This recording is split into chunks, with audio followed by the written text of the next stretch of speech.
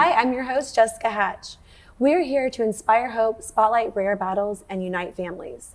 And today's guest is Miss Julia Martin, who is a licensed German physician and functional medicine consultant. And we're talking eczema. So welcome to the show. Thank you so much. Yeah, I'm glad you could drive in. You're in Austin, Texas. That's right. But it looks like you help people not only, in person, but also online as a consultant. That's right. I have a virtual coaching program for that. Yeah. Okay. And so you're German. You've just been here, almost 10 years now. That's right. Okay. Almost. But you graduated as a German licensed physician from Martin Luther University in Halle, Germany. Yeah. Halle. Okay. Yeah, that's correct. So what brought you here? Love. Love. Okay. Yeah. Not my work, but my heart. And we finally made this, real. Okay. Yeah. And so that was back in 2013? That's right. Mm-hmm. A little bit after that, yeah. Okay. So did you ultimately plan to focus on eczema specifically during your, kind of education? No, when I went into the conventional medicine field, I was interested in it because I was suffering from eczema so much that, of course, I thought, I'm going to learn so many, tricks and hacks that maybe I can help myself and not to deal so much with eczema anymore. Mm-hmm. That didn't really happen. So I kind of went away from dermatology again and went towards family medicine actually, and was gonna go with that, but then love got into the way and I came over here. And once I was here, I was introduced to functional medicine, which is a holistic way of looking at the body. And that was very fascinating to me. It connected my interest. I've always been interested in holistic care. But being able to actually activate that passion and help others.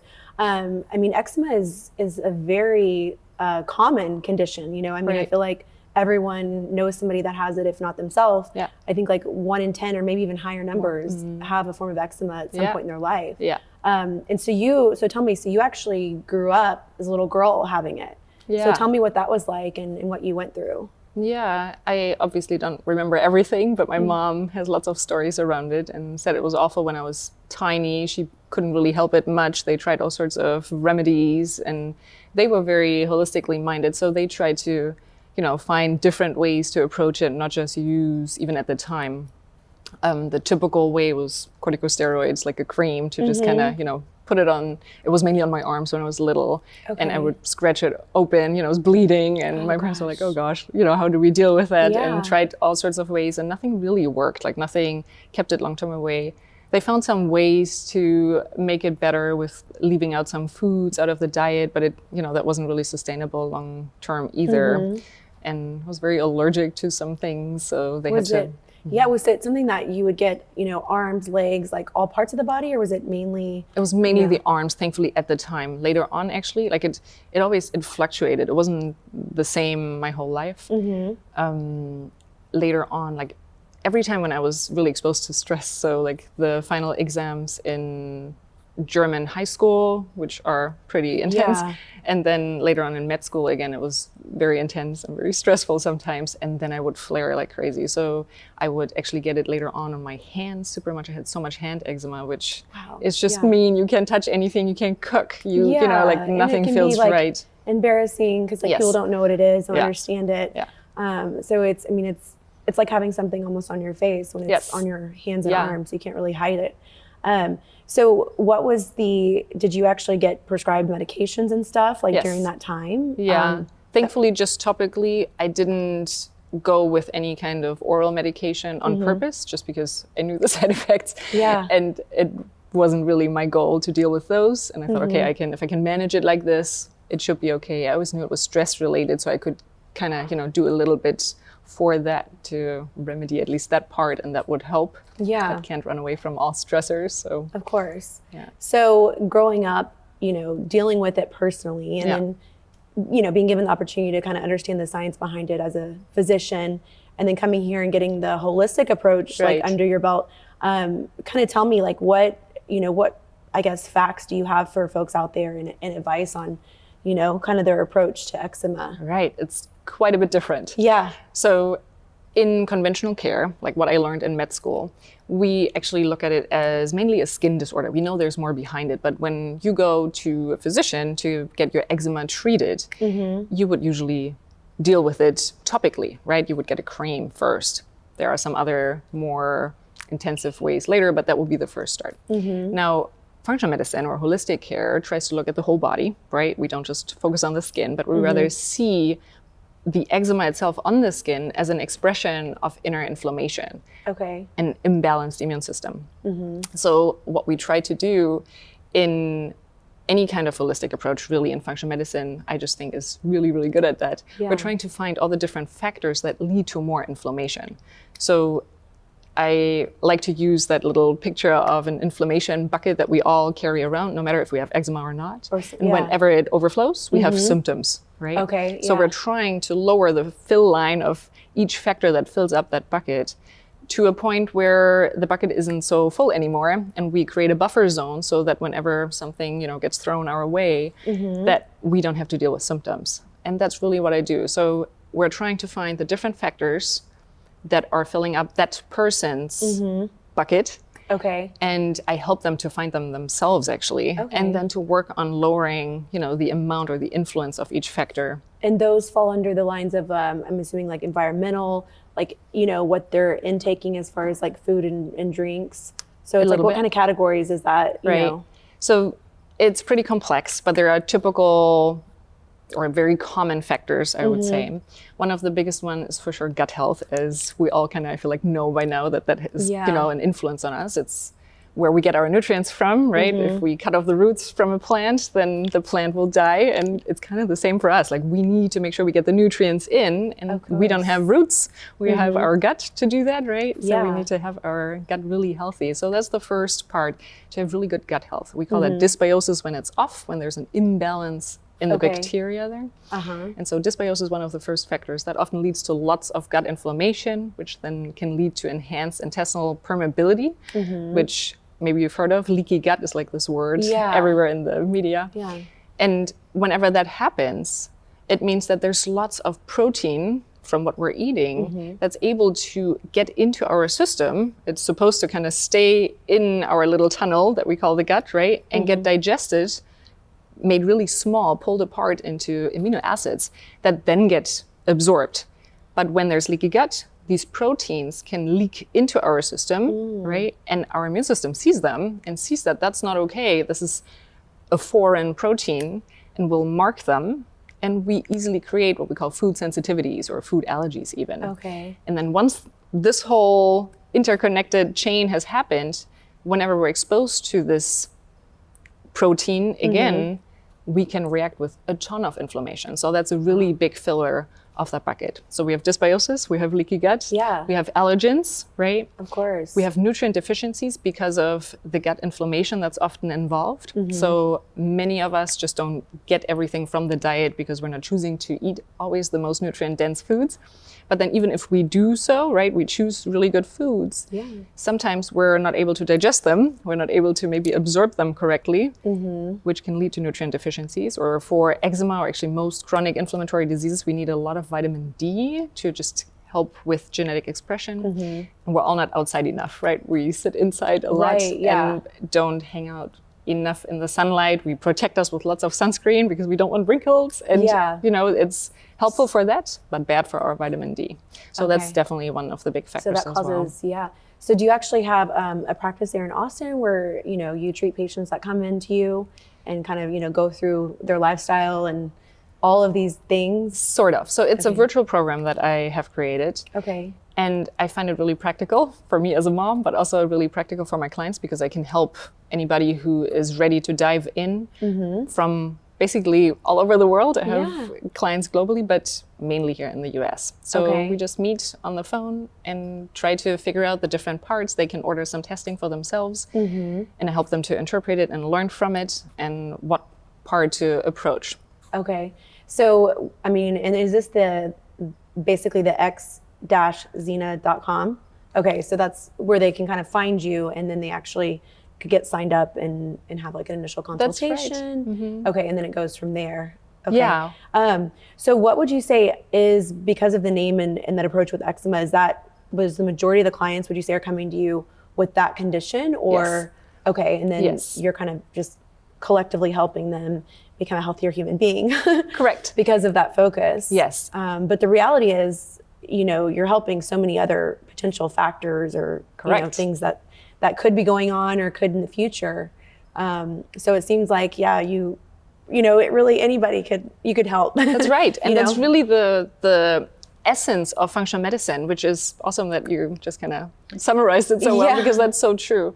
It's, I use the field of eczema or skin health because that really affected me and hurt my own health so much. And that's what brought me into this whole functional medicine approach. But in general, it's really that when we optimize our functions, that's why it's called functional medicine, right? We're looking into how we can optimize everything that's running inside of us, then our body doesn't need all these symptoms anymore, right? Like we don't have that or need that outlet anymore. And that's really nice. So it helps actually anybody to reduce the risk of any kind of inflammatory chronic disease.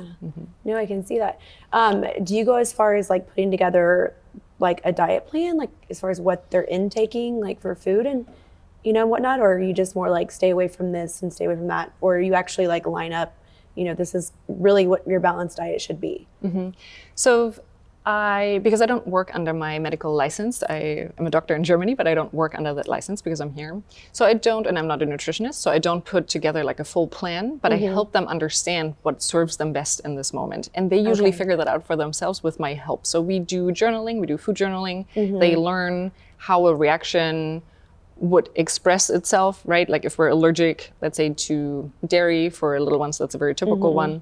And they have dairy, and they have a reaction within 2 hours, and we know, it's probably like an actual allergy. And the people that work with me always have a local MD, a local doctor that they work with for that part. But I can help them to also ask for the right things, right? So that they can advocate for themselves. So that, they really learn how to do it. So my job is to teach and to educate, and they then actually do the work and the last navigation. Navigate the rest of it.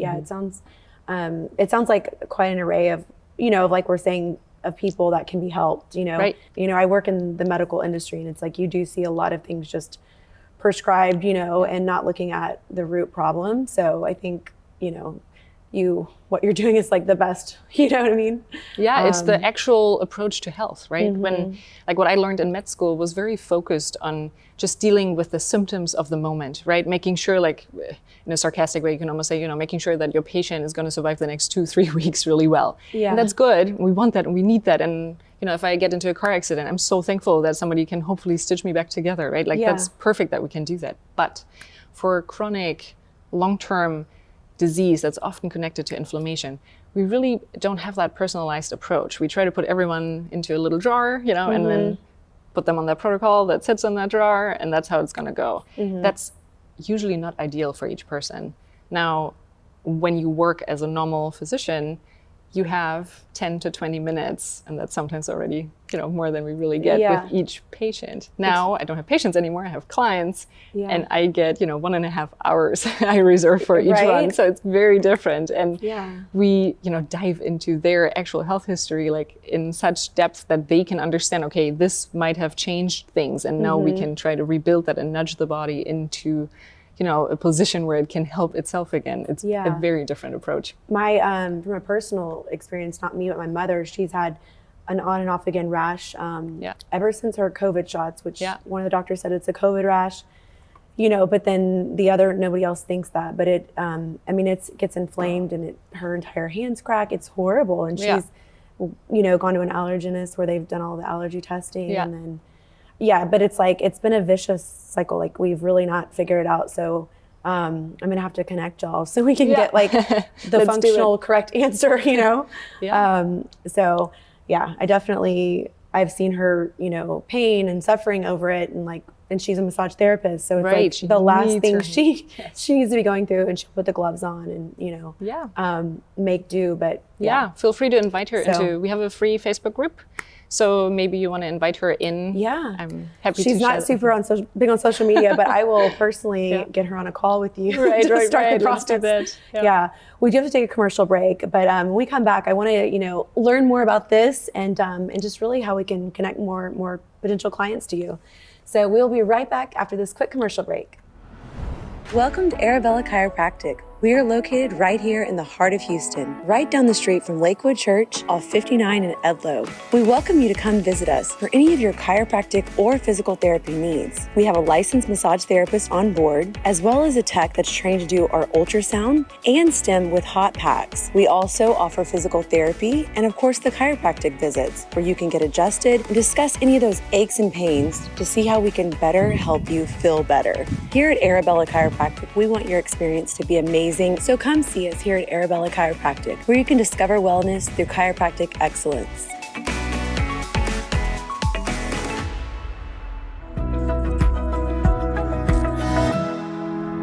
Welcome back from the break. If you have just joined us, we are here with Miss Julia Martin. She is a licensed physician from Germany and a functional medicine consultant here in the United States. So I know eczema comes from the Greek the term boiling over, which it sounds like a lot of when you talk about the bucket. Right. It seems like to correlate, right? I know there's different distinct types of eczema, but in general, it being so common, I think it's just learning about it, educating ourselves in this holistic way you're doing, I think is super empowering. Right. So before we took the break, talk about this product a little bit, because this is something that you actually developed and is available, I'm sure, for people to purchase on your website. Right. But tell us what all it does. I know it's all natural. Yep, that's really, when you have eczema, almost all of us have what we call the lotion graveyard somewhere in the house. Yeah. Because we've bought 20, 30 different things to try out. And it's so frustrating. 90% usually don't work because we're not actually dealing with the root causes, right? And we're still hoping that we can find something that will fix this rash, right? So when I was in that situation, I learned that there are ways to really support the skin barrier, which is always involved. Like when you were just mentioning that inflammation bucket, right? There are more fillers that we haven't talked about. So one of them is actually what we call a skin dysbiosis. So remember how we talked about the gut dysbiosis? When something is off there with the microbiome, we can have the same problem on the skin, that there's actually kind of the wrong or not the most beneficial bacteria living on our skin. When we have eczema, we know that 70 to 80% of eczema skin has too much staphylococcus, too much staph that we all have heard of. Doesn't sound very yummy. We have bacteria on us, all the time as we're sitting here, it's normal, but it should be in a balance. So whenever that's not happening, that in of itself causes more inflammation. Whenever that inflammation is happening, we actually deal with something very similar to our gut, what we just talked about. Just here, we don't call it leaky gut, we call it leaky skin, right? We have our skin barrier function not working so well anymore. And depending on how bad it is, whatever touches our skin on those eczema areas, we can actually absorb more and faster, actually, whatever we put on or what's, on the skin. So it's really important that we use high quality ingredients. Products. So there's lots of ingredients in there that are super healing and supportive and moisturizing when you're already dealing with a problem. But the kind of magic ingredient are ceramides in there, which that's what helps the skin barrier to function better again. Now that doesn't deal with the root causes that I actually try to help clients, to work with or get them or improve them. But this is one of the easier, faster, rapid relief ways to deal with this, skin barrier function that's not up and running for the moment.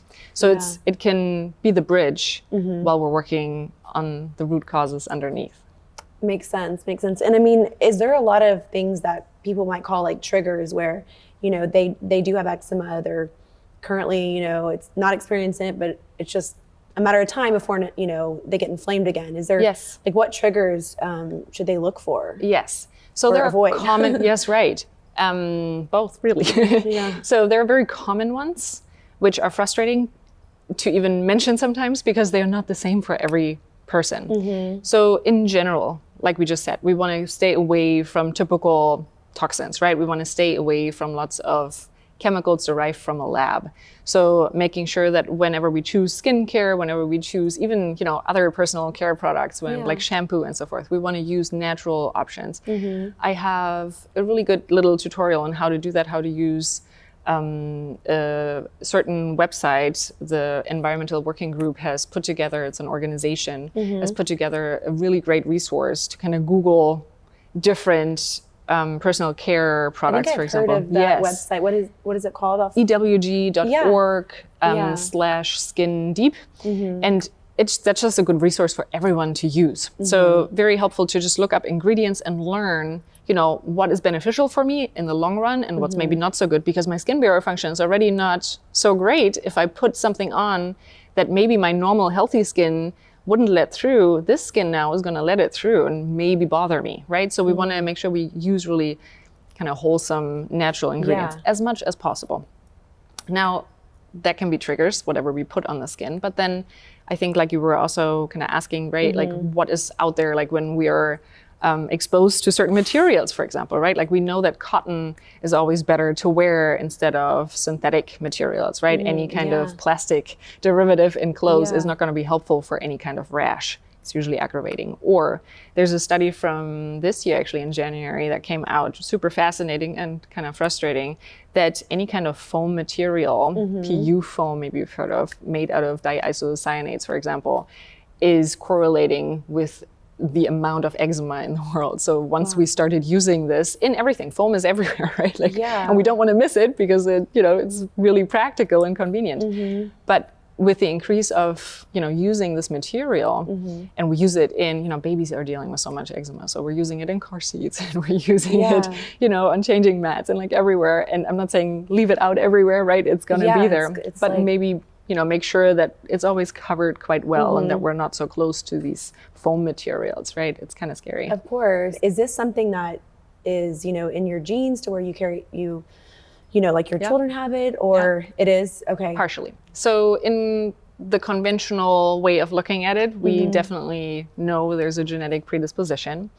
But in functional care or functional medicine, we have a saying kind of that, the genes load the gun, but the environment pulls the trigger. So our lifestyle choices make our predisposition genetically expressed, right? So that's what changes, that's what actually triggers our genes to turn on.